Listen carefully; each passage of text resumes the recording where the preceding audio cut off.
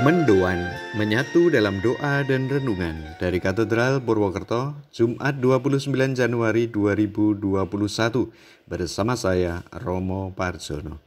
Saudari-saudara yang terkasih, salam sehat penuh berkat. Mari kita renungkan sabda Tuhan dari Markus 4 ayat 26 sampai dengan 34. Kita siapkan hati kita. Dalam nama Bapa dan Putra dan Roh Kudus. Amin.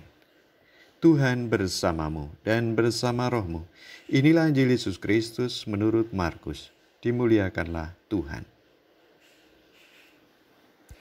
Pada suatu ketika, Yesus berkata, "Beginilah halnya kerajaan Allah. Kerajaan Allah itu seumpama orang yang menaburkan benih di tanah. Malam hari ia tidur, siang hari ia bangun, dan benih itu mengeluarkan tunas, dan tunas itu makin tinggi. Bagaimana terjadinya, orang tidak tahu. Bumi dengan sendirinya mengeluarkan buah, mula-mula tangkai, lalu bulir, kemudian butir-butir yang penuh isi pada bulir itu. Apabila buah itu sudah cukup masak, orang itu segera menyabit, sebab musim menuai sudah tiba." Yesus berkata lagi, "Dengan apa hendak kita bandingkan kerajaan Allah itu? Atau dengan perumpamaan manakah kita hendak menggambarkannya? Hal kerajaan Allah itu seumpama biji sesawi yang ditaburkan di tanah. Memang biji itu yang paling kecil daripada segala jenis benih yang ada di bumi.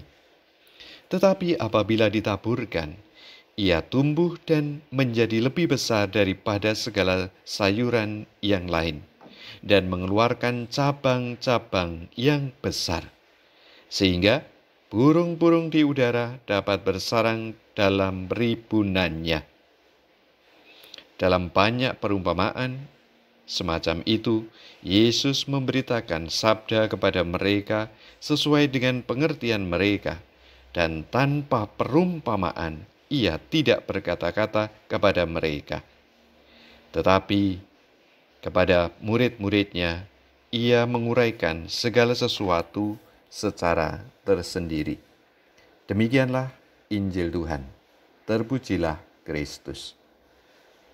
Kerajaan Allah itu seumpama orang yang menaburkan benih di tanah. Para sahabat Yesus yang terkasih, menabur benih adalah sebuah aktivitas, sebuah kegiatan aktif, bukan pasif. Kegiatan yang sengaja dibuat untuk tujuan tertentu. Itulah yang dibuat oleh para petani, terutama di awal musim hujan.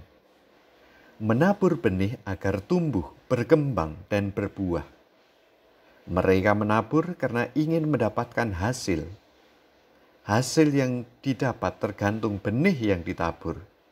Jika ingin panen jagung, maka benih jagung yang ditabur bukan benih gandum. Jika ingin panen padi, maka bulir padi yang ditabur bukan biji petai, apalagi jengkol.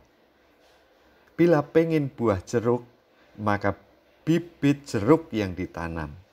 Tidak mungkinlah petani ingin panen padi, tetapi yang ditaburkan biji kedelai. Yesus mengumpamakan kerajaan Allah seperti orang menaburkan benih di tanah. Yuk, dalam hidup bersama kita ini, kita ikut Yesus menabur benih kasih, sukacita, damai, ramah, sapa senyum, suka membantu dan menolong. Taburkan benih baik, maka kamu akan panen kebaikan. Jauhkan benih kejahatan, agar kamu tidak dikepung oleh kejahatan dan kegelapan.